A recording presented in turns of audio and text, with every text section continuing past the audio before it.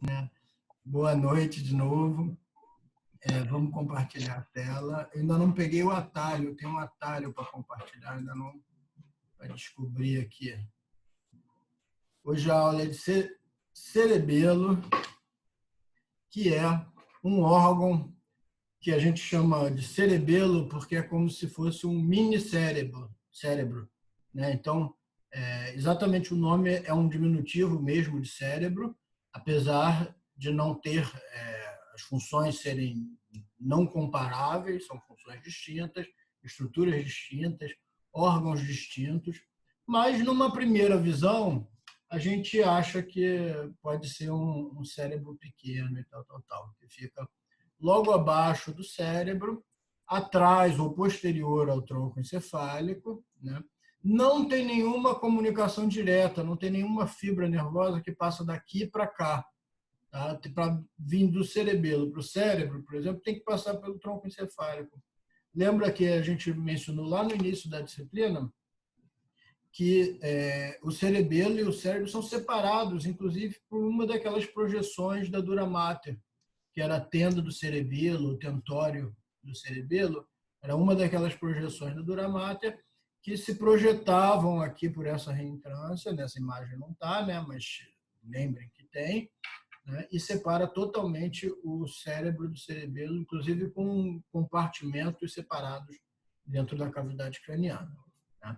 Então, o cerebelo então está totalmente separado das outras estruturas? Não, não está. Ele está unido ao tronco encefálico por três pedúnculos, lembra dos pedúnculos cerebelares, né? Que uniam, pedúnculo cerebelo superior, médio e inferior, que unem o tronco encefálico ao cerebelo. Tá? Então já sabemos aonde ele está. Vamos ver um pouquinho de anatomia externa do cerebelo. A gente não vê muito anatomia externa do cerebelo, tem muita coisa para ver. Esse slide aí tem vários nomezinhos aqui e tal. A gente não vai ver esses lóbulos cerebelares, a gente não vai ver declive, fólio, túber, nada disso é muito interessante para a gente. O importante, básico, que a gente não pode deixar de não saber, né? Não pode deixar de saber, né? Ou não pode não saber, é de anatomia externa que a gente tem um verme cerebelar. O verme cerebelar é essa estrutura central aqui, bem na linha mediana. Tá? Alguém achou que isso parecia com um verme e deu o nome de verme cerebelar. Tá? Essa estrutura mediana aqui separa os dois hemisférios cerebelares. Então, o hemisfério cerebelar esquerdo, essa é uma vista posterior, então é como se eu estivesse vendo o cerebelo de trás, tá? Então, hemisfério esquerdo e hemisfério cerebelar direito. Tá? Os hemisférios cerebelares não são totalmente separados, assim como os hemisférios cerebrais, né? A gente já mencionou que são separados, tem a foice do cérebro separando os hemisférios cerebrais, né? E só algumas poucas estruturas unem os dois hemisférios cerebrais. No cerebelo, não. Eles são contínuos. Tá? Dá para perceber nessa imagem que a estrutura que separa eles é o vermes, que também é uma estrutura de tecido nervoso.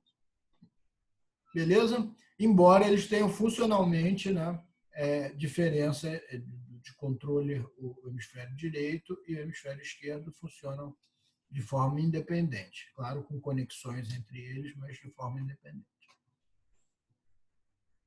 Uma coisa que a gente repara, também ainda falando de anatomia externa, é que essa é uma foto de uma peça fixada, não é uma peça fresca. Ainda tem aí algumas meninges, ainda tem vascularização presente, né? Vascularização superficial está presente nessa peça. A gente vê lá no fundo, né, o cérebro, né, e tal. E aqui, essa é uma vista posterior, aqui a gente está vendo o cerebelo. Tá? E o que a gente percebe é que ele tem esse aspecto de folhas empilhadas, né? Como se fossem camadas de tecido nervoso empilhadas umas sobre as outras, como se fossem andares com uma pequena reentrância entre cada uma delas. Tá? Não sei se vocês estão conseguindo observar daí, mas aqui no meu computador está bem fácil de ver isso, por isso que eu consegui compreender isso. Tá? Cada uma dessas camadas a gente chama de uma folha do cerebelo, uma folha cerebelar. Essa estrutura é muito parecida e muito diferente da camada externa, né, do aspecto externo do cérebro. É diferente porque olha só como é organizado em camadas aqui, né? E aqui dá para a gente ver, essa foto não é para mostrar isso, mas dá para a gente perceber que aqui a gente também tem esses sulcos e tal, e esse tecido nervoso mais proeminente. Só que não está organizado em camadas, está organizado em algo totalmente com circunvoluções e tal, né? Então, tem uma estrutura diferente aqui.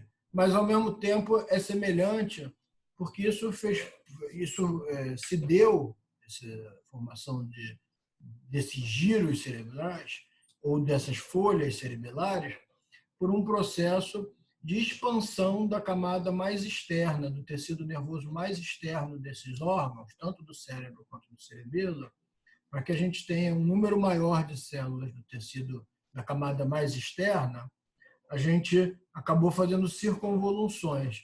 Aqui, essas circunvoluções ficam muito claras. Aqui, quando a gente olha num corte histológico, isso fica bem claro. Então, aí eu peguei uma fatia do cerebelo, então, como se eu estivesse vindo aqui com uma faca, pá, peguei aqui uma faca, tirei um fragmento desse e estou olhando de lado. Tá?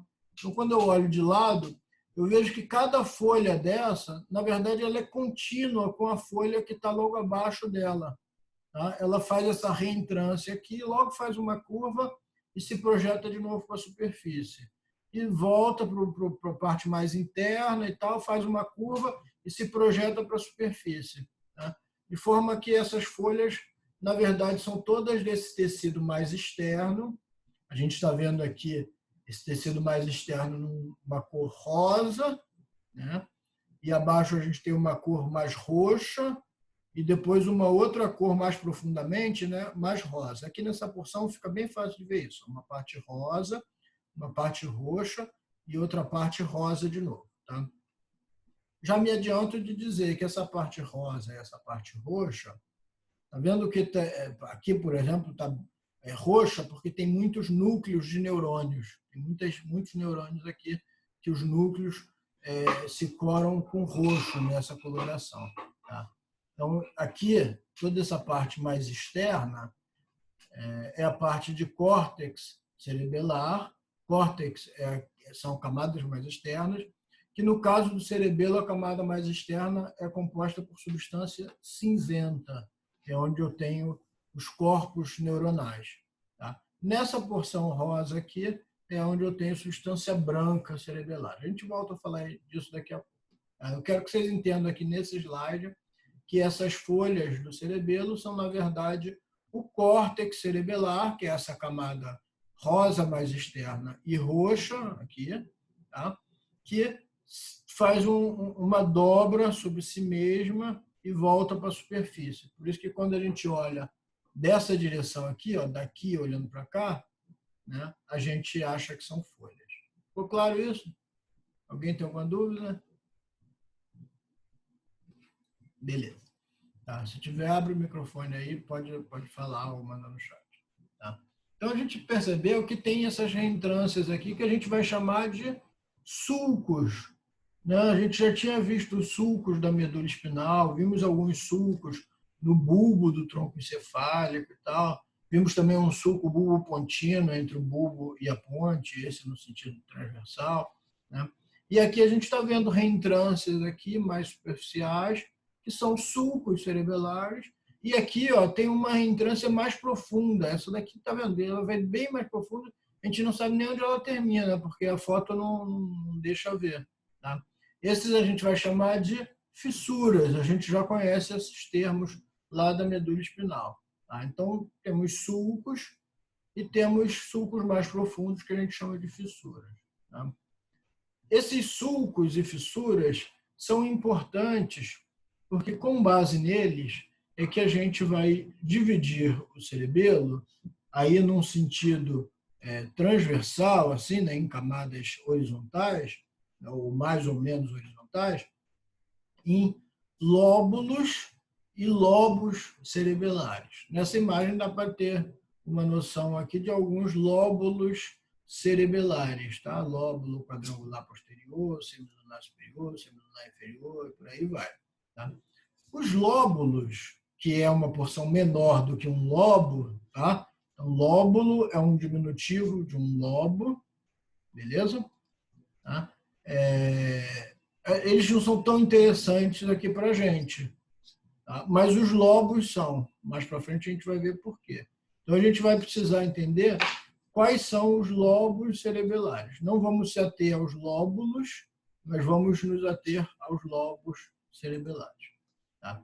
Então, a primeira coisa que a gente vai perceber é que aqui uma peça já não está num estado tão bom quanto as outras, mas dá para a gente perceber que a gente tem as folhas cerebelares aqui, ó, nesse hemisfério aqui que ficou inteiro, nesse aqui foi cortado, e aí aqui a gente percebe esses sulcos, né, e as fissuras mais profundas. Tá? Então, aqui um sulco, aqui outro, aqui outro, aqui outro, aqui outro, e aqui eu tenho uma fissura que é mais profunda. Tá? Muito bem. Essa fissura aqui, ó, é uma fissura que tem um nome que a gente chama de fissura prima, porque ela é a primeira fissura que a gente observa do sentido superior para o anterior aqui para posterior. Então, nesse sentido, daqui para cá, a primeira fissura que a gente vê é essa daqui, que a gente chama de fissura prima. Por que a fissura prima é importante? Porque ela separa, ou ela demarca, né, o lobo anterior do cerebelo. Anterior é aquilo que vem na frente, que é ventral. Aqui, então, o tronco encefálico, né? O tronco encefálico é anterior ao cerebelo. Então, esse é o lobo anterior do cerebelo. E esse lobo aqui, ó, é o lobo posterior, tudo isso. O lobo posterior é bem maior, né? Dá para perceber que na espécie humana, o lobo no cerebelo humano, que é esse caso, o lobo posterior do cerebelo é bem maior do que o lobo anterior. Beleza? Aqui uma visão posterior, estou vendo de trás o cerebelo, a fissura prima, tá? Fica mais fácil da gente perceber ela no corte transverso, né, do cerebelo, mas aqui dá para perceber, ainda mais coloridinho assim, né? Então aqui, ó, o lobo anterior do cerebelo, essa imagem está também como lobo rostral, não está errado. E em verde aqui, ó, o enorme lobo posterior, ou lobo caudal aqui. Tá?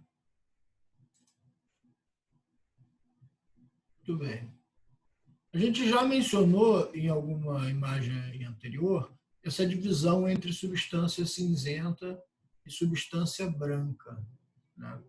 A substância cinzenta no cerebelo está na superfície, está na camada mais externa, naquela camada que a gente chama de córtex cerebelar.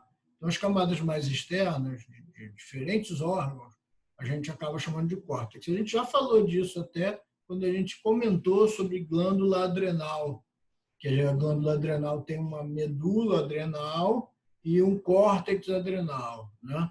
Uma camada mais externa e uma camada mais interna. Aqui a gente vai ter o córtex cerebelar como a camada mais externa, que é onde a gente encontra a substância cinzenta. Tá?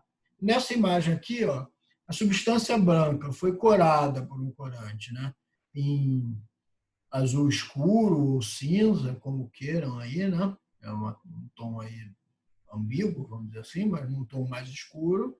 E a substância cinzenta foi corada em 2 tons de marrom, um marrom mais escuro e um marrom claro. Ambos pertencem, marrom mais escuro e marrom claro, pertencem ao córtex cerebelar e são compostos de substância branca. Nessa outra imagem, um outro cerebelo, a gente percebe também a diferença entre substância branca e substância cinzenta. A substância branca foi corada num azul bem forte, um azul púrpura talvez, né? E a substância cinzenta num azul claro e um tom de azul escuro, mas diferente desse azul púrpura aqui. Tá? Então, a gente já percebeu que a substância branca está mais interna, a substância cinzenta mais externa, no córtex cerebelar. Tá? Já dá para ter noção que a substância cinzenta tem 2 camadas aqui, que estão com cores diferentes, devem ser camadas diferentes. A gente vai estudar isso mais para frente. E uma outra coisa interessante é que a substância branca lembra uma árvore, com um tronco de uma árvore, né, e com galhos mais grossos e galhos mais finos, e dando ramos, tal, tal, tal. E essa substância branca, então, a gente dá o nome de árvore cerebelar, isso que está escrito aqui. Tá? Então, o que é a árvore cerebelar?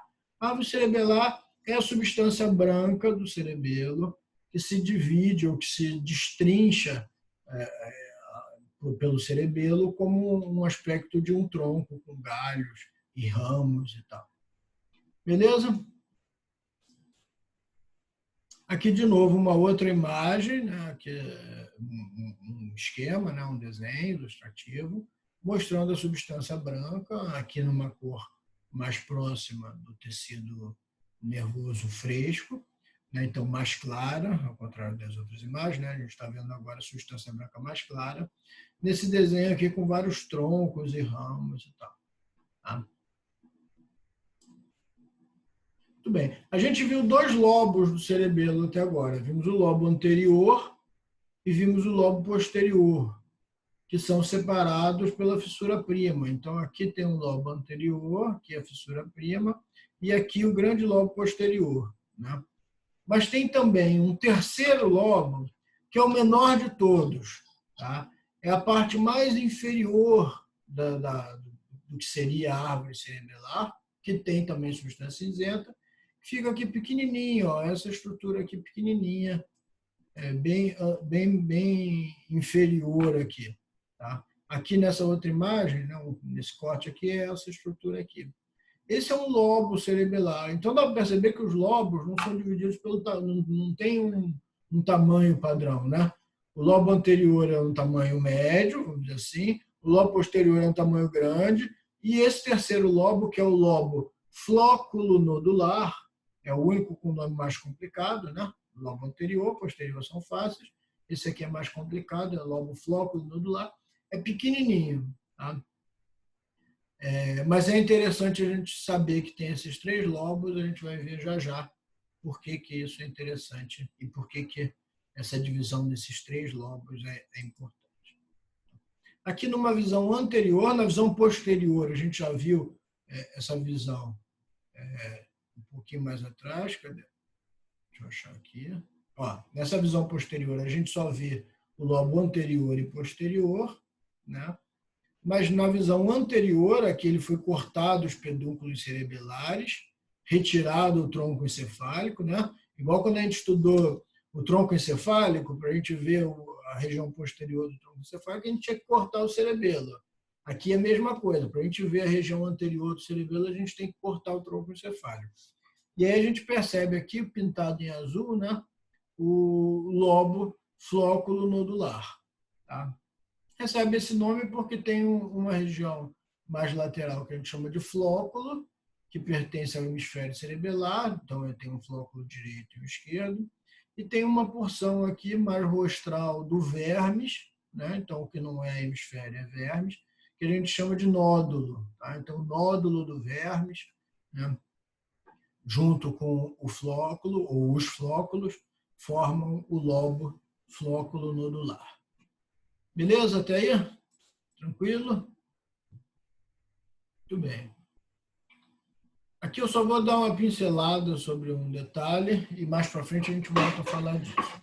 Então a gente já viu que a gente tem substância branca mais interna, formando a árvore cerebelar, substância cinzenta mais externa, no córtex cerebelar, só que eu tenho também alguns aglomerados de corpos neuronais ou de substância cinzenta mais interna, envolto aqui na árvore cerebelar. Dá para perceber que tem alguma parte aqui corada mais escuro, que é a substância cinzenta. O que é um conjunto de corpos neuronais envoltos por substância branca? Um aglomerado de substância cinzenta envolto por substância branca. É um núcleo, né? A gente já viu isso, por definição, recebe o nome de núcleo. Tá? Então, a gente tem também uns núcleos cerebelares, tá? Aqui bem na base do cerebelo, ou núcleos centrais do cerebelo também. tá? São 4 núcleos cerebelares de cada lado, logo são 8, né, 4 pares, 8 núcleos cerebelares. A gente acho que volta mais na frente para falar disso. Agora a gente vai falar do córtex cerebelar, que a gente já tinha percebido pelas imagens anteriores, que tem camadas. A gente viu em algumas imagens aí que eles se coram de maneira diferente. Nessa imagem aqui não é distinto. Ó. A gente vê uma parte mais interna, onde a gente vê poucos núcleos. Os núcleos, ó, a gente tem que forçar a vista agora, tá? Principalmente quem está assistindo no celular, vai perceber que tem uma bolinha roxinha aqui, só um pontinho aqui, tá? Opa, sumiu meu mouse. Aqui, ó, um pontinho roxinho aqui, outro aqui, outro aqui, outro aqui. Dessa porção aqui, que está mais roxa clara, um pouco pontinho de roxo escuro, é a substância branca do cerebelo, faz parte da árvore cerebelar, a parte mais distal da árvore cerebelar. Tá? E o restante, ó, aqui que está cheio de pontinho roxo, polvilhado de pontinho roxo, ou seja, polvilhado de núcleos de células, né? É substância cinzenta. E aqui a gente tem uma outra camada mais externa, que também é substância cinzenta. Então, na verdade, o córtex cerebelar, que é composto por substância cinzenta, né? Então essas bolotinhas aqui roxas são núcleos, a maioria deles núcleos de neurônios, embora também tenham núcleos de células da glia, e aqui na substância branca o contrário, né? Não tem núcleos de neurônios, só tem núcleos de células da glia. Tá? Então, o córtex cerebelar é dividido aqui claramente em 2 camadas, dá para ver uma camada mais clara e uma mais escura, né? Uma com menos neurônios, menos densidade de neurônios, a outra com mais densidade de neurônios, só que, na verdade, ainda tem uma terceira camada entre as duas aqui, feito um sanduíche, né? Feito uma fatia fininha de queijo no meio de 2 fatias de pão, né? Que é uma camada de uma só camada de células alinhadas, de células que a gente chama de células de Purkinje. Então, eu tenho 3 camadas. Uma camada mais externa do córtex, que eu chamo de camada molecular. Tá? Ele é chamado assim, molecular, porque antigamente os histologistas, quando começaram a observar essas imagens, falaram assim, essa camada não tem muita célula. Tá? Então, deve ter muitas moléculas que não são células. Eu vou chamar então de camada molecular. Tá? Foi por isso a origem do nome. Depois a gente viu que não, que tem bastante célula, sim, não tem tanto quanto essa outra camada aqui, mas tem bastante neurônios, sim. Tá? Então, a camada mais externa é molecular. A camada média aqui, ó, que é uma camada enfileirada de células que a gente chama, são neurônios esses aqui, né? Cada um desses aqui, não sei se dá para perceber, ó, grandes células aqui, que a gente chama de células de Purkinje. Então, essa camada é a camada das células de Purkinje, tá? E tem depois uma camada mais interna do córtex, essa que tem maior densidade celular, que a gente chama de camada granular. Camada granular porque a maioria dessas células aqui são neurônios que a gente chama de neurônios granulares, ou células granulares. Tá? E aí, mais interno a isso, a gente já tem substância branca, já não é substância cinzenta. Beleza? Vamos lá. Dúvidas podem me parar, podem abrir o microfone, tá? Aquele mesmo esquema nosso. Então, a camada mais externa, vamos falar de cada uma das 3 agora, é a camada molecular. A camada, a gente já se adiantou, já falou que é uma camada que tem poucas células, tem poucos neurônios nela. A gente já viu isso na imagem anterior.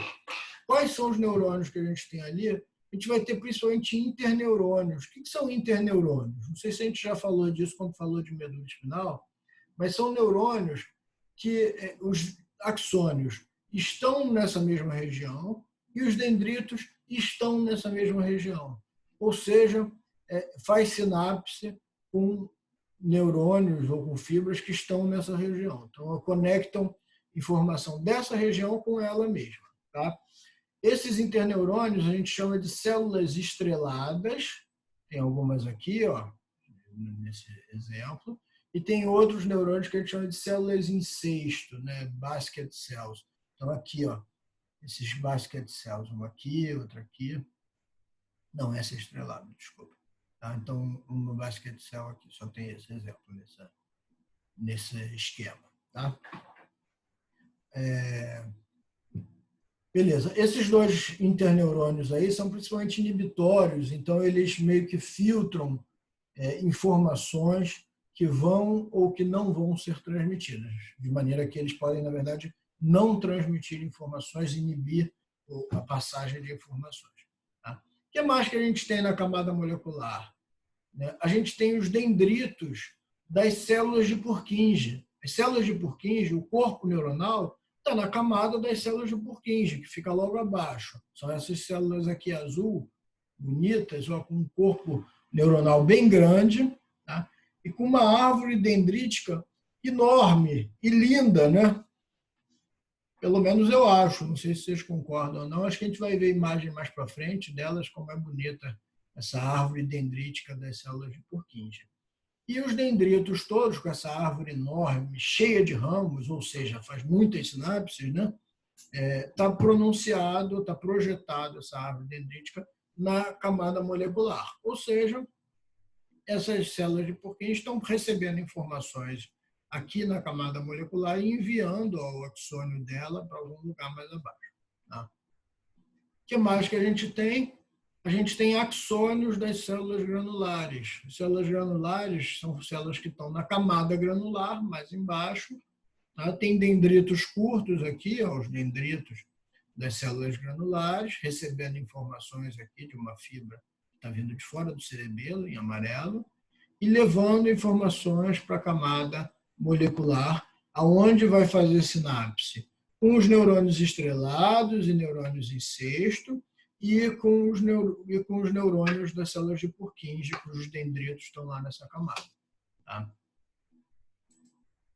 A segunda camada, a camada das células de Purkinje, a gente já viu. São células grandes, num formato que é descrito como células em formato de cantil.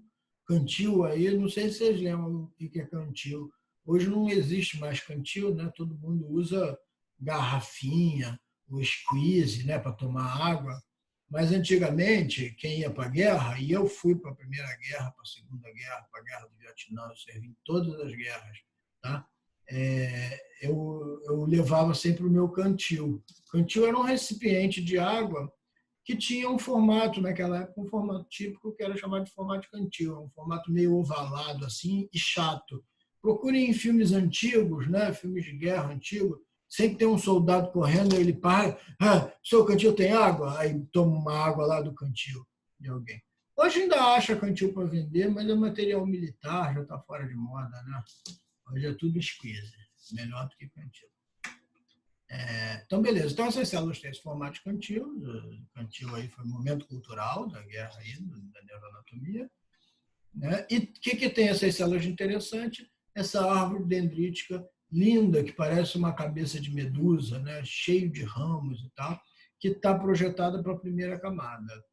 E os axônios dessas células são axônios longos que vão para os núcleos do cerebelo, que a gente já comentou rapidamente, que esses núcleos estão lá na substância branca, na base do cerebelo, na raiz do cerebelo. Tá? Olha aí que foto bonita. Essa foto, ela é um desenho, na verdade, feito, é original, claro que é uma foto do desenho, né? Mas é a partir do desenho original de um professor chamado Ramon Carral, que era um professor de anatomia, né, de Madrid, Universidade de Madrid, que foi um cara que descreveu essas células aí. Não foi ele que descreveu a célula de Purkinje, mas ele que descreveu a coloração para marcar essas células, para marcar neurônios de forma geral. Né? E essa marcação depois serviu para outras células também, não só para neurônios. E finalmente ele ganhou, junto com o Golgi, que era o rival dele italiano, ganhou um prêmio Nobel. Tá? Acho que a gente já falou disso quando falou de tecido nervoso. Então, essa é um desenho original, isso é feito com tinta nanquim, ele observava no microscópio as células e desenhava com tinta nanquim, num papel, a imagem que ele estava vendo no microscópio.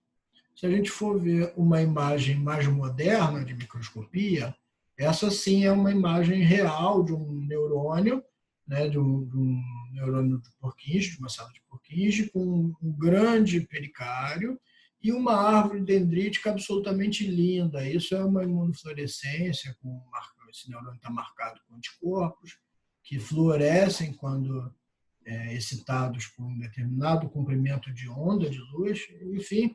Mas isso aqui é para a gente ver como realmente é bonito essa célula de Purkinje. Então, aqui a gente pode dizer, ó, isso aqui, esse plano aqui, é a camada de célula de Purkinje, esse plano todo aqui é a camada molecular. A gente sabe que essa árvore dendrítica dessa célula está projetada para essa camada mais externa. Tá? E olha o axônio dele aqui, que bonitinho, ó, fininho, para levar as informações lá para os núcleos cerebelares. Tá? A terceira camada, a camada mais interna do córtex cerebelar, é a camada granular.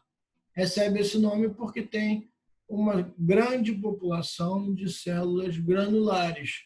Tá? Essas células granulares, são esses neurônios aqui em pretinho, tá?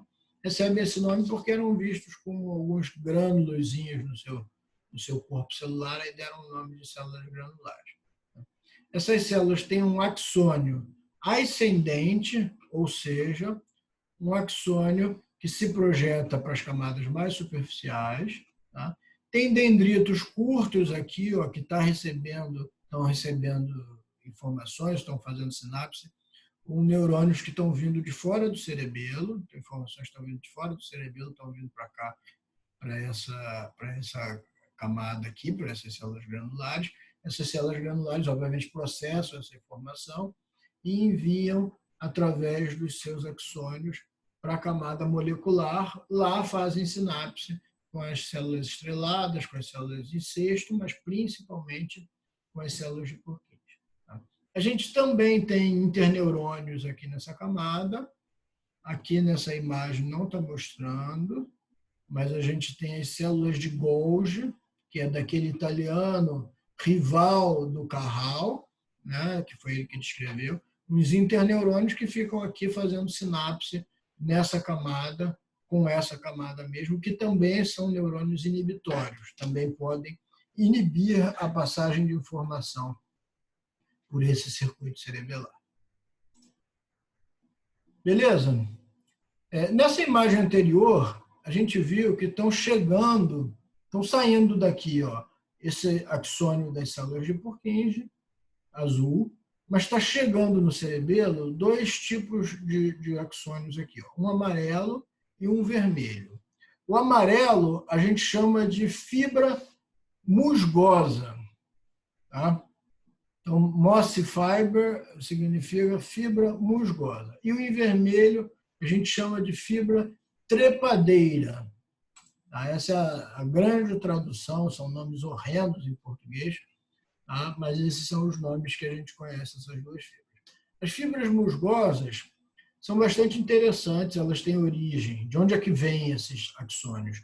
Vêm de neurônios que estão em diferentes regiões do sistema nervoso central, principalmente do córtex cerebral, desculpa, tá? Então principalmente de regiões motoras do córtex cerebral, dos núcleos vestibulares e da medula espinal. Então, essas são as três principais regiões de onde partem fibras que vão para o cerebelo, que a gente reconhece como fibras musgosas. Tá? Essas fibras terminam na camada granular, naquela camada mais interna das três camadas do córtex cerebelar. Tá? E lá fazem sinapse, lá enviam então informações para os dendritos, para as células granulares. Fazem sinapse lá com os dendritos das células granulares, beleza? E aí a gente já sabe, a célula granular processa informação, envia para o córtex, vai fazer sinapse com as células de Purkinje voltam com essa informação para os núcleos centrais do cerebelo. Tá? E as fibras trepadeiras? As fibras trepadeiras têm origem só no núcleo olivar inferior, a gente já viu que é um núcleo importante relacionado à motricidade, a gente já sabe que o cerebelo tem uma grande relação com motricidade. Né? Essas fibras vão para a camada molecular, vão para a camada mais externa do cerebelo e fazem sinapse direto com as células de Purkinje. Não passam pela camada granular, vão direto para a camada mais externa e fazem sinapse com os dendritos lá das células de Purkinje lá. Tá? Interessante também é que essas fibras estão indo para o córtex cerebelar, né, as fibras musgosas para a camada granular, as trepadeiras para a camada molecular, né? Mas antes de irem para o córtex, elas deixam fibras colaterais, deixam ramos colaterais, fazendo sinapse com neurônios que estão localizados nos núcleos centrais do cerebelo. A gente já viu a presença de ramos colaterais quando a gente falou na aula passada de formação reticular, né, que tem aquelas fibras bifurcadas, ascendente e descendente, e vai deixando colaterais. Aqui é a mesma coisa. Essas fibras musgosas aqui, está vindo, por exemplo, lá da medula espinal, entrou no cerebelo por um pedúnculo cerebelar daquele, e tal, vai passar pelaquela árvore cerebelar até chegar numa determinada região do córtex cerebelar, mas antes disso ela deixa o colateral lá na base do cerebelo, fazendo sinapse com neurônios dos núcleos centrais do cerebelo. Muito bem, então vamos ver quem são esses núcleos centrais do cerebelo e quais as conexões aí que eles fazem. Tá? Então, quem são eles? São os núcleos denteado. Tá? O denteado é esse mais externo aqui, que parece uma serrinha cheia de dentes, por isso ele recebe o nome de denteado. Depois, mais medial a ele, ou mais próximo ao plano mediano. Tá? Lembra que aqui são estruturas bilaterais, tem um de um lado e tem do outro. Tá? Então, mais medial a ele, eu tenho um núcleo que lembra um formato de uma gota. Alguém achou que então poderia dar o nome de núcleo emboliforme. Tá? Depois eu tenho um núcleo que é um só, mas aparece como duas bolotinhas aqui. Tá? A esse eu dou o nome de núcleo globoso. E mais próximo à linha mediana eu tenho um outro núcleo que eu chamo de núcleo fastigial. Então esses nomes são meio complicadinhos, a gente tem que se esforçar aí para guardar. Tá? Então núcleo denteado, emboliforme, globoso e fastigial. Esses núcleos, já vimos aqui que estão na base do cerebelo, próximo aqui aos pedúnculos cerebelares, aqui estão alguns deles, né? Um par deles, tá? Imersos aqui na substância branca da árvore cerebelar, né? E eles estão recebendo colaterais de fibras que vão ao córtex. Tá? Então, as fibras estão vindo daqui, entrando no cerebelo, tanto as musgosas quanto as trepadeiras, e estão se direcionando para diferentes regiões do córtex, deixam ramos colaterais para esses núcleos centrais do cerebelo. Tá? Outra coisa que ele recebe, que a gente já falou, são axônios das fibras de Purkinje, das fibras das células de Purkinje. As células de Purkinje são aquelas que estão lá naquela camada toda enfileiradinha, uma do lado da outra, aquela camada mais fininha, que tem aquela árvore dendrítica na região molecular, né, mais externa, e que tem um axônio longo que vem e vai fazer sinapse com esses neurônios que estão aqui nos núcleos centrais do cerebelo. Tá? E esses neurônios, então, recebem tanto colaterais que estão vindo de fora, quanto axônios das células de Purkinje, e enviam, né, fazem referências com áreas fora do cerebelo. Então, as fibras que saem do cerebelo saem desses neurônios localizados nos núcleos centrais do cerebelo. Tá?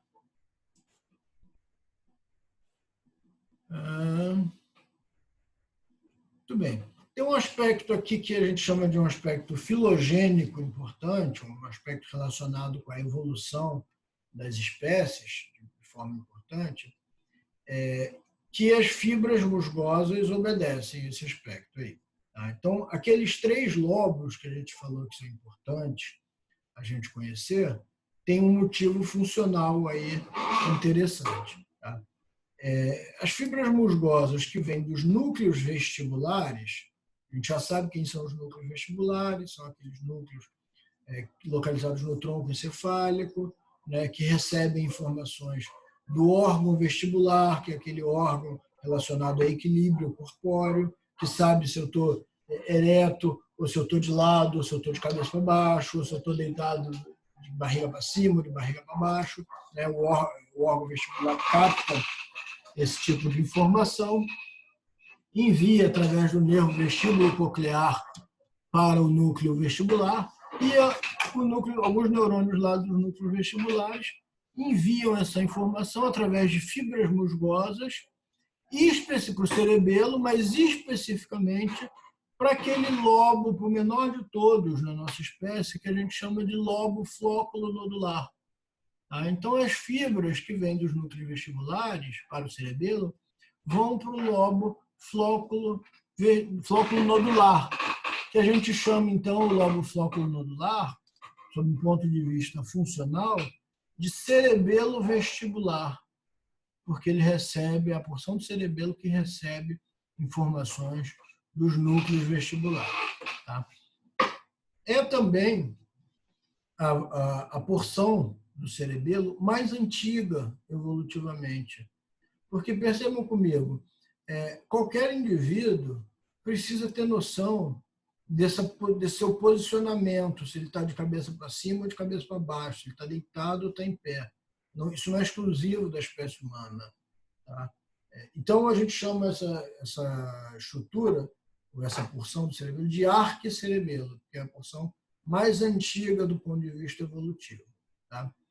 Depois, as fibras que vêm da medula espinal, né, musgosas, né, lembra que as trepadeiras só vêm do núcleo olivar, as fibras musgosas é que vêm de diferentes origens. Tá? Então, as fibras que vêm da medula espinal, elas não vão para qualquer região do cerebelo, vão para o lobo anterior, aquele que não era o maior de todos, mas também não é o menor de todos. Né?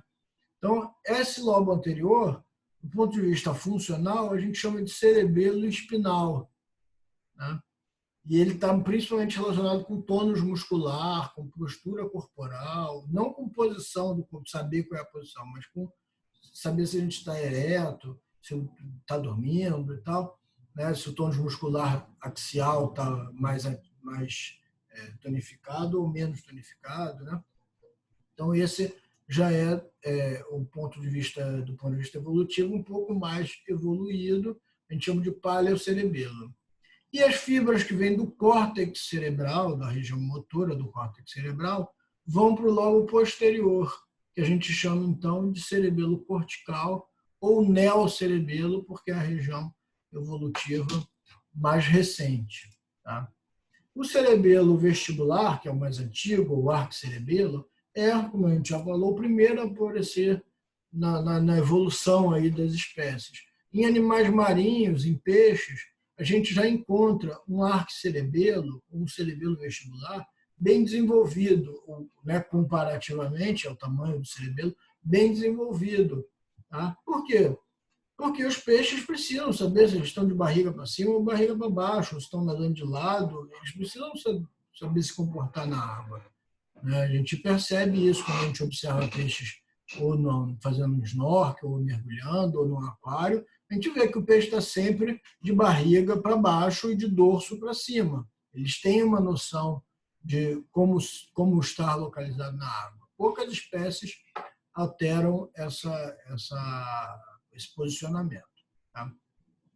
Depois, quando os indivíduos foram para a terra firme, então associado à terra firme, o tônus postural passou a ter que ser mais desenvolvido, né? Ou se adaptou melhor à vida de terra firme aqueles animais que tinham um tônus postural mais desenvolvido, porque você precisava ficar em pé. Para você se movimentar, você tem que posicionar um membro, depois outro, e assim por diante. Né? Não basta só movimentar o corpo em movimentos ondulatórios que você vai para frente, feito alguns peixes que nadam assim, né? Então, quando a gente foi em indivíduos de vida de terra firme, a gente já percebe um lobo anterior, ou cerebelo espinal, ou paleocerebelo mais desenvolvido. Tá? Aqui faltou dizer, no arquicerebelo, quando a gente tem lesões então, do arquicerebelo, do cerebelo vestibular, a gente percebe a manifestação clínica disso, é a alteração de equilíbrio corporal. A pessoa fica tonta, né? Tem aqueles distúrbios associados a arquicerebelo ou a órgãos vestibulares, ou núcleos vestibulares e tal. Tá? Com lesões no cerebelo espinal, a gente percebe alterações de tônus postural. Então, hipotonia, indivíduos que ficam flácidos. Isso a gente percebe claramente no Gabriel, quando toma um goró, aí, quando o Flamengo é campeão, né? Ele toma um goró, enche a Brahma cara. duplo malte. Hein? Brahma duplo malte, depois da Brahma duplo vitória, malte, agora entendeu? está na moda, né? As duplo malte. Então, ele encheu a cara ontem que o Flamengo foi campeão e ficou, né? Quando isso a gente vê claramente, quando o cara está muito de cara cheia, ele perde o tônus motor, o tônus postural, e fica aquele bêbado, né, escorregando assim no sofá, escorregando no banco da praça, até escorregar e cair no chão, e por aí vai. Tá? O indivíduo não sustenta o próprio corpo. Né? Típico de lesões aí por embriaguez e também por lesões, por outras causas do cerebelo espinal ou do palio cerebelo. Tá? E a região do cerebelo cortical, que é a mais desenvolvida na nossa espécie, é aquela que foi mais desenvolvida nos indivíduos, em espécies que têm movimentos precisos, que têm uma coordenação motora muito precisa. Por exemplo, um relojoeiro que consegue controlar os movimentos ali de forma delicada, aquele cara tem um neocerebelo bem desenvolvido. Mas não só de movimento fino dos dedos, mas também uma coordenação motora para fazer embaixadinha, o futebol do Ronaldinho Gaúcho. Certamente ele deve ter um cerebelo cortical muito desenvolvido para ter aquela coordenação motora com precisão dos movimentos, força que ele bate na bola, como bater na bola. Eu jogo futebol muito melhor que o Ronaldinho Gaúcho, mas eu resolvi ser professor por outros motivos e nunca ganhei nenhuma Copa do Mundo só porque eu não quis, porque senão eu ganhava 3. Tá? Então, o cerebelo cortical é importante para a coordenação dos movimentos, né? Está relacionado com movimentos precisos e delicados, não só dos dedos, mas de outras regiões também do corpo, principalmente nos dedos, e está mais desenvolvido em espécies que têm essa precisão de movimentos. Não é só o ser humano é o que mais tem, mas tem outros animais também que têm bom controle de movimentos de precisão e tal. A maioria dos macacos tem também um cerebelo cortical bem desenvolvido e tal. Beleza? Então, aqui um resuminho dessa parte. Oi. De que forma que a bebida alcoólica afeta o equilíbrio? Então, tem várias formas, né? A bebida alcoólica diminui a transmissão de potencial de ação, atrasa a transmissão de potencial de ação, então atrasa reflexos, atrasa uma série, interfere de várias formas com o nosso sistema nervoso. Tá? Especificamente o equilíbrio, como ele atrasa esse potencial de ação, e a gente vai ver já já o circuito que passa aí pelo palio cerebelo, pelo cerebelo espinal, ele, na verdade, ele diminui esse potencial de ação, atrasa, e a gente tem o prejuízo em diferentes funções. Se você pedir para um bêbado começar a fazer cálculos matemáticos, ele também não vai conseguir. Só que, geralmente, a gente não pede isso, né? Porque o cara está tão bêbado, você não vai pedir para ele fazer a raiz quadrada de 7. Né? Mas, visivelmente, a gente percebe que ele tem diminuição de equilíbrio corporal, né? Isso a gente também percebe. Mas o mais visível, aquele cara está bem bêbado, é diminuição de potencial de ação. Nesse sistema aqui, a gente vai ver já já por onde passam essas informações, a gente vai ver que tem que fazer sinapse, passar por vários neurônios para esse circuito neuronal funcionar aqui, né?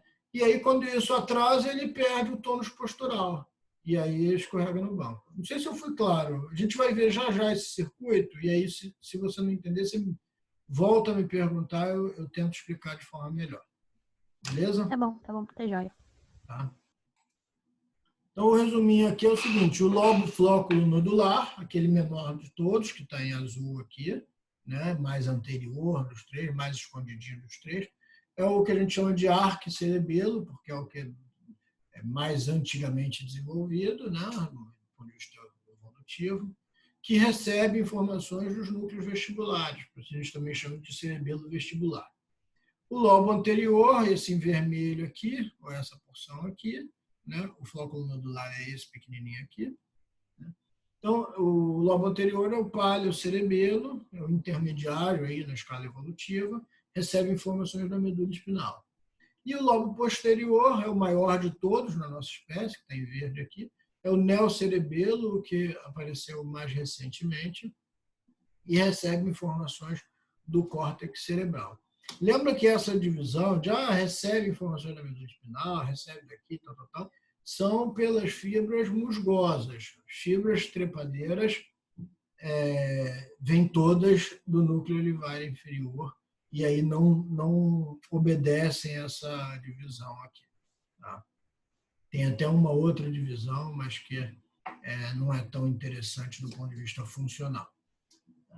Como é que são, então, essas conexões, circuitos das fibras musgosas com as três porções? Vamos rever aqui, a gente já mencionou rapidamente, mas vamos rever por onde passam essas informações. Tá?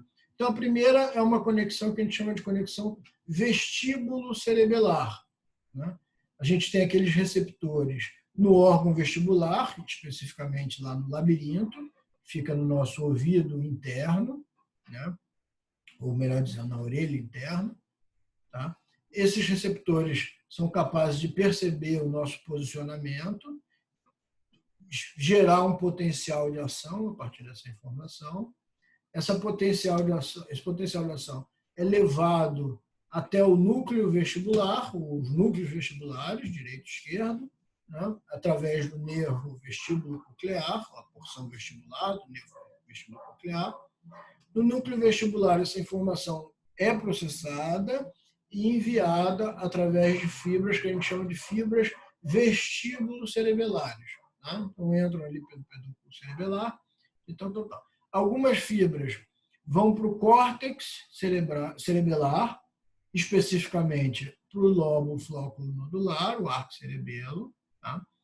De lá, essas fibras são processadas, lembra que elas chegam lá no córtex, fazem sinapse com as células de Purkinje, os dendritos estão lá, também fazem sinapse com as células estreladas e com as células em cesto, e essas células são importantes porque elas podem bloquear a passagem dessa informação, são neurônios que podem bloquear essa passagem, né? Informação.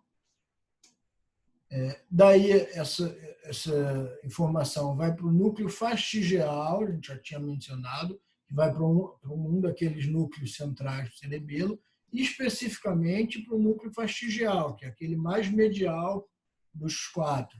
Né? Mas lembra que essas fibras também deixam ramos indiretos. Quando elas passam ali entrando no cerebelo, elas estão se direcionando ao córtex, mas deixam ramos ali diretamente para o núcleo fastigial. Isso é um esquema que a gente chama de sistema em relés, é um sistema em checagem. Então, parte da informação, né, acredita-se que parte da informação vai para o córtex, lá é processada, pode ser inibida ou não, né, pela ação daqueles neurônios lá, em cesto e estrelados, e voltam, né, para o núcleo fastigial. Só que essa informação já tinha chegado no núcleo fastigial.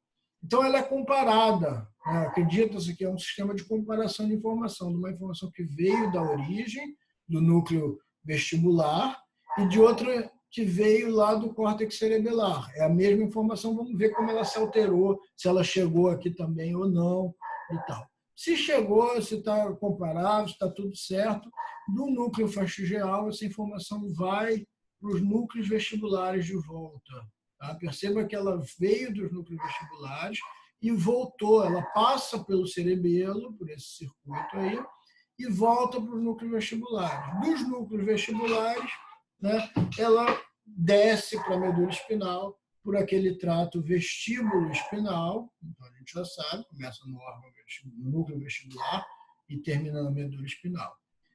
Especificamente, ela vai para os neurônios motores da medula espinal, que coordenam principalmente a musculatura axial. Tá? Então, é esse circuito que faz, né, é um dos principais circuitos que faz o controle do meu equilíbrio corpóreo.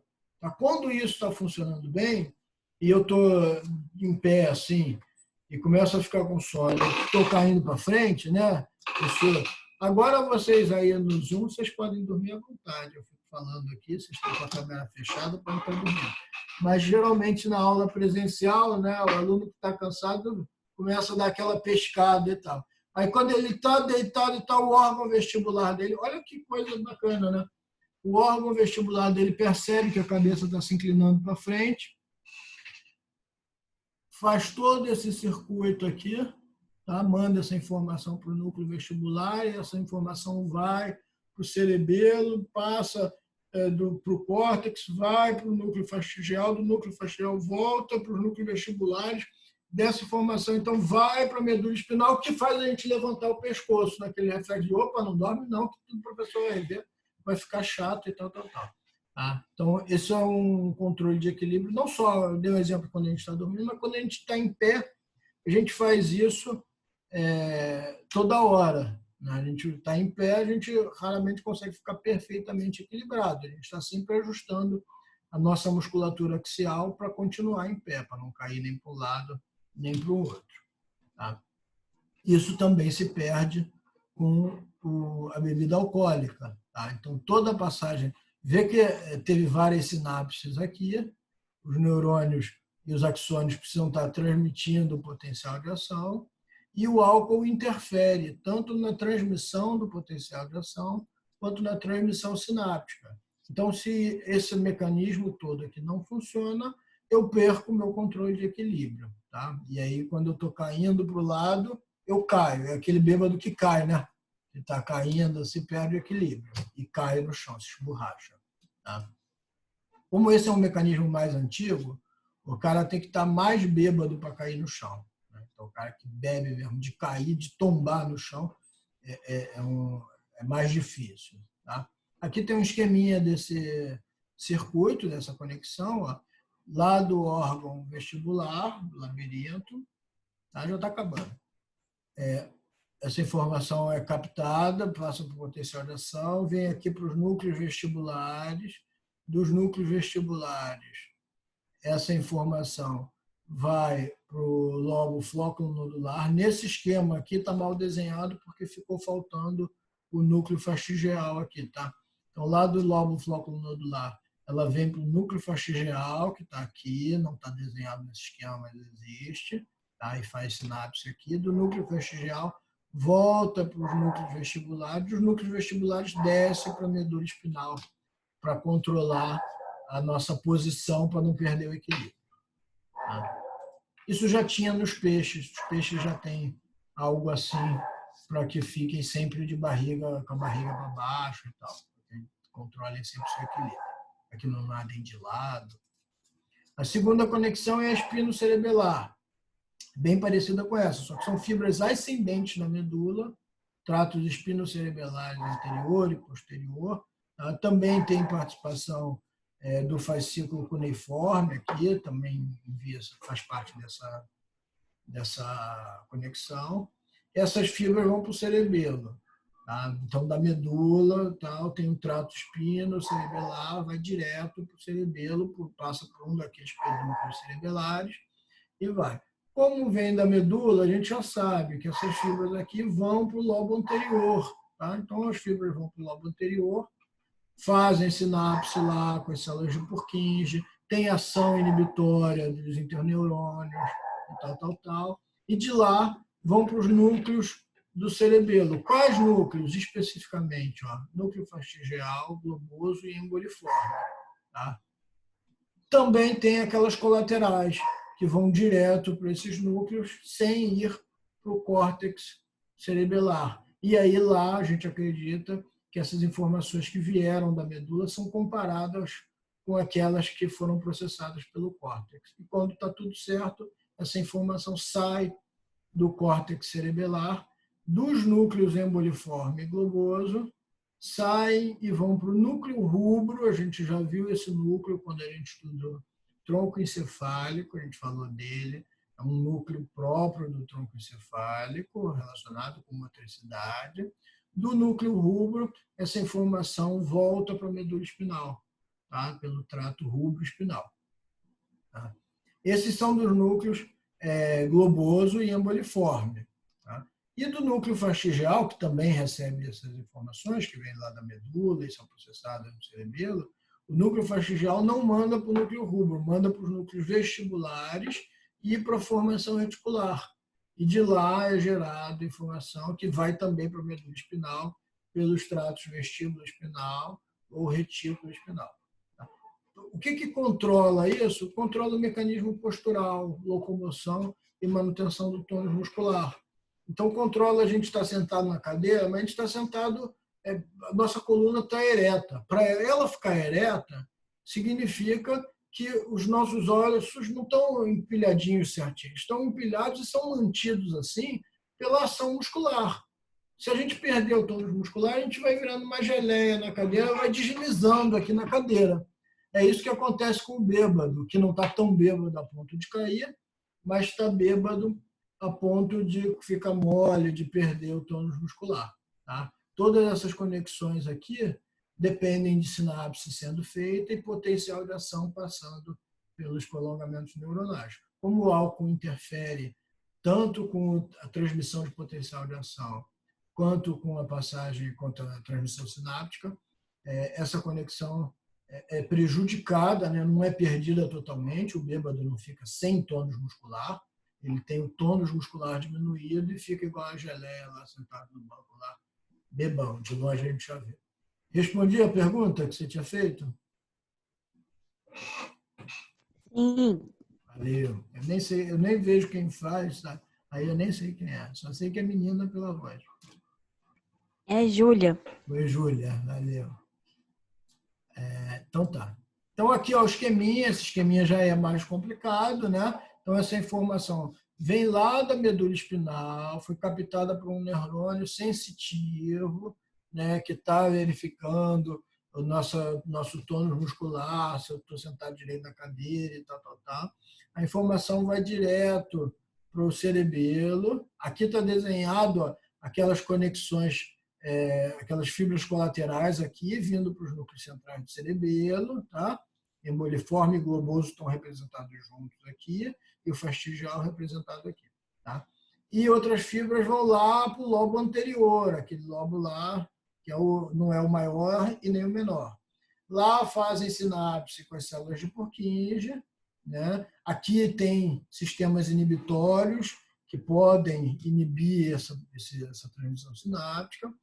Essas células de Purkinje enviam o axônio para os núcleos centrais do cerebelo, para o núcleo fastigial, emboliforme e globoso. Tá?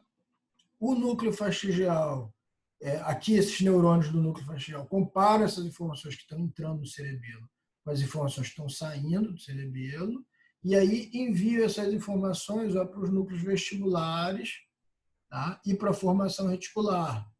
E daqui começa um trato retículo espinal e um trato vestíbulo espinal para a medula espinal para manter o tônus postural, para falar contrai mais os músculos axiais da coluna porque tu está ficando torto na cadeira e tu não está bêbado. Se toca aí, cara. E tal, né? E também aquele outro circuito, as funções são muito parecidas, tá? Que envia as informações para o núcleo emboliforme globoso e daqui vai para o núcleo rubro e aqui começa o trato rubro-espinal, de novo com informações descendentes para a medula. Tá? Percebam que até agora, tanto as conexões vestíbulo-cerebelares quanto as conexões espinocerebelares não passaram pelo córtex cerebral, passaram pelo córtex cerebelar. Portanto, não são conscientes. A gente, quando fica bêbado e vai ficando mole, a gente não está consciente de que a gente está ficando mole, né, Gabriel? A gente vai ficando mole e de repente cai no chão. Só É natural. Tão natural natural como a luz do dia. Tipo isso. Acho que ele já tomou uma brama aí, está até cantando. Então, são informações inconscientes. É claro que a gente percebe que está ficando mole, porque a gente começa a perceber. Depois que a gente está mole, a gente percebe que está mole. Mas esse circuito todo aqui é feito de forma inconsciente, involuntária. Eu controlo a minha postura, o meu tônus muscular axial, de forma involuntária. Ah, posso controlar para ficar mais ereto? Posso, tal. Quando vai passar a tropa em revista, eu que servi nas todas as guerras, eu lembro bem, na Primeira Guerra teve um comandante que passou, quando ele foi me dar a medalha de honra ao mérito, ele falou, sentido! Aí eu meti meu tônus postural, que assisto feio o peito. Tudo bem, então eu posso fazer isso conscientemente. Mas eu estou sempre fazendo de forma inconsciente, porque esses circuitos aqui não passam pelo córtex cerebral. Tá? Vamos ao terceiro e mais intrincado e último conexão aqui cerebelar, que é a conexão córtico-cerebelar. Essa sim, ó, essa já começa no córtex cerebral. Então, ela já começa com uma intenção consciente de fazer algum movimento. Tipo o quê? Tipo levantar a mão graciosamente, fazendo ondas, feito a Vitória da Ana Vitória, né? Quem gosta aí da dupla, sabe que a Vitória fica cantando e fazendo ondulações graciosas, aí é muito doido, né? Mas muito legal também. Então, para ela fazer aquelas coordenações e tal, ela faz isso de forma consciente, tá? Não é inconsciente aquilo. Essa movimentação que ela faz com as mãos vem lá do córtex cerebral dela, de diferentes regiões, mas principalmente do córtex motor, tá? Desce para a ponte, para os núcleos pontinos, a gente já viu esses núcleos pontinos na aula de tronco encefálico, desce por onde? Por um trato.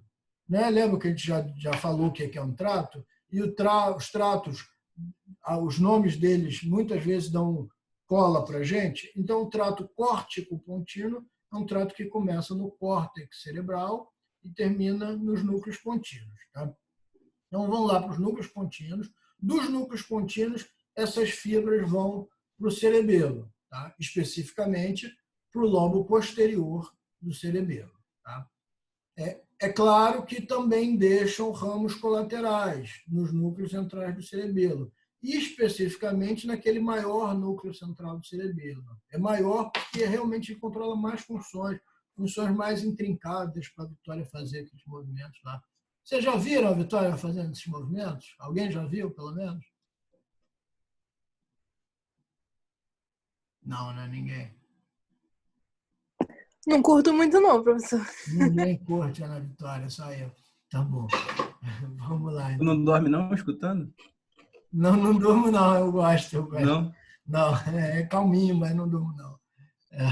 Eu já vi, eu gosto muito. Até que enfim alguém... Quem Camila. falou? Camila, 1 ponto na média. Valeu, Camila. Gabriel perdeu mais 1 ponto, porque é flamenguista, já perdeu tudo. Então, vamos para o núcleo denteado, que é aquele maior dos núcleos centrais do cerebelo, né? Aquele que é todo ranhurado, assim, serrilhado e tal, com dente e tal. Do núcleo denteado, essas informações... Claro, quando passa lá no córtex cerebelar, tem aquelas... Faz sinapse com as células de Purkinje, tem possível ação inibitória, né? Dos interneurônios lá e tal.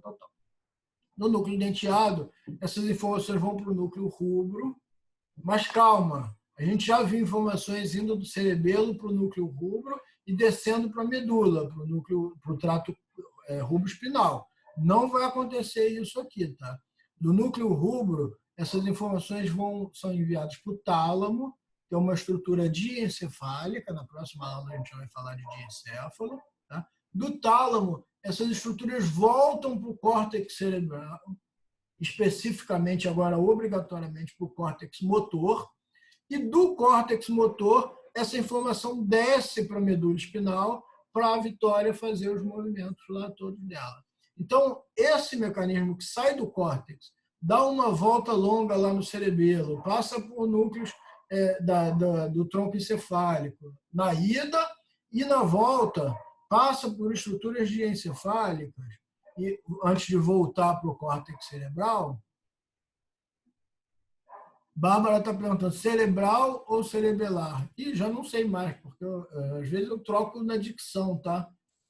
Vem do córtex cerebral, vem do córtex do cérebro, aí aqui vai para o córtex do cerebelo, córtex cerebelar, e volta para o córtex do cérebro. Ficou claro, Bárbara? Às vezes a dicção falha, viu? Vocês podem me corrigir. Beleza, valeu, Bárbara. Tá? Então, olha que doideira, vem lá do córtex cerebral, vai para o cerebelo, para voltar para o córtex cerebral. Para que isso? Para quê? Para a gente ter certeza que os movimentos vão sair delicados, vão sair certinho. O relojoeiro ter certeza que não vai ficar tremendo, que não vai errar onde ele vai colocar o parafuso lá no relógio e tal. Esses movimentos são muito delicados, são precisos, são harmoniosos. Tá? Isso é uma característica da nossa espécie, não só da nossa espécie, mas muito da nossa espécie, de fazer esses movimentos finos, dos dedos, também de outros movimentos, mas dos dedos principalmente. Né? Da língua também, a gente coordena, os movimentos da língua são precisos para a gente poder ter toda essa dicção que só a gente e algumas aves têm, também fazem parte desse circuito aqui. Aí, quando volta lá para a região de córtex motor, aí sim, essa região desce para a medula espinal através do trato córtico-espinal que a gente já estudou na aula de medula espinal, e aí vai coordenar os movimentos finos, planejamento de ações motoras, tal. Esse circuito, olha lá, vamos lá o nome então. Circuito. Começa no córtex, vai para a ponte, depois vai para o cerebelo, depois passa pelo núcleo rubro, mas a gente vai esquecer ele aqui, vai para o tálamo e volta para o córtex. Então, é o circuito córtico, ponto, cerebelo, tálamo, cortical. Mó doideira, né? Isso não deve ser à toa. Essa volta inteira que as informações fazem, saem do córtex, passam pelo cerebelo, passam por alguns sistemas de checagem de informação, para voltar para o córtex, para daí sim irem para a medula espinal, para a gente fazer os nossos movimentos finos. Isso é para a gente fazer os movimentos de forma correta. Quando isso não funciona, a gente vê os indivíduos tremendo, a gente vê movimentos não harmoniosos. Tá? Então, tem uma série de alteração de movimentos, alteração de coordenação motora, que não funcionam bem quando esse circuito não está funcionando bem. Esse é o circuito que o Ronaldinho Gaúcho e eu temos de grande valia, né? Um circuito que a gente coordena, tem uma grande coordenação de movimentos para bater na bola. O Ronaldinho, de vez em quando, erra a falta, mas eu não erro nunca. Todas as faltas que eu bato vão no ângulo, na gaveta. Tá? Então, aqui, ó, o esquema. Oi. O mal de Parkinson afeta esse circuito? Não, o mal de Parkinson, que eu saiba não, tá? O mal de Parkinson afeta, você perguntou por causa do tremor parkinsoniano, né? Ele afeta outras estruturas, reconhecidamente, principalmente estruturas dos núcleos da base. A gente fala um pouquinho na aula de núcleos da base, a gente fala um pouquinho de mal de Parkinson. Mas não só as estruturas do núcleo da base, a gente sabe claramente que são afetados pelo mal de Parkinson, mas não só eles, tá? Também regiões corticais e talvez regiões cerebelares, mas eu não tenho certeza para te dizer que afeta não, tá? Tá, joia. O que a gente sabe claramente é que tem alterações de núcleos da base que também são circuitos motores. Mas tem outros, não é só Parkinson que faz a gente tremer, né? A gente treme por vários motivos fisiológicos e patológicos. Né? Então, aqui aquele esquema, ó, a informação partindo lá de regiões corticais. Calma aí. Tá, é essa aqui. Está descendo aqui para o núcleo pontino. Do núcleo pontino vai para o córtex cerebelar da região posterior, do lobo posterior, deixa aquelas fibras colaterais aqui para o núcleo denteado, ou então vão direto para o córtex do lobo posterior. Lá fazem sinapse com neurônios de Purkinje, que enviam essas fibras para o núcleo denteado. Daqui essas fibras vão para o núcleo rubro, do núcleo rubro para o tálamo, do tálamo voltam para o córtex, do córtex descem para a medula para aí fazem sinapse com aquele último neurônio motor, né, que fica no corno anterior da medula espinal e que vai enviar informação para os músculos estriados, esqueléticos, para eu bater minha falta na gaveta. Beleza, esse é o último slide da aula. O que a gente sabe que tem a ver com o cerebelo, que é um transtorno neurológico, mas que tem muito a ver com aspectos psicológicos, né? O psicólogo atua muito em pacientes, em família de pacientes com autismo ou com um transtorno de espectro autista, né? E já se sabe que existe uma relação entre hipoplasia cerebelar, tá? Então, diminuição do cerebelo, diminuição do número de células, do número de neurônios do cerebelo, em pacientes com autismo. Tá? Especificamente, né, e mais comumente, mais pronunciadamente, no vermes do cerebelo, que é aquela estrutura central no meio dos dois hemisférios cerebelares. O vermes, em alguns autistas, está involuído, está atrofiado, está hipoplasiado. Tem menos células de Purkinje e menos células granulares em todo o cerebelo, mas principalmente no vermes cerebelar dessas pessoas com autismo, principalmente crianças, né, com autismo. Tá? Existe também uma diminuição de neurônios no núcleo fastigial, tá? E existe menos fibras córtico-cerebelares. Esse circuito que a gente acabou de falar, circuito córtico-cerebelar, né, também está prejudicado em crianças, em pessoas com autismo, com transtorno do espectro autismo. Né? Então, a gente imagina que o cerebelo não tenha só relação com funções motoras, embora pessoas com autismo tenham alguns déficits motores, mas tem outras manifestações clínicas que o cerebelo pode estar também envolvido. A gente acreditava que o cerebelo só estava, então, envolvido com coordenação motora, mas hoje a gente já sabe, já se admite que ele também está envolvido com aprendizado motor, né, com memória motora.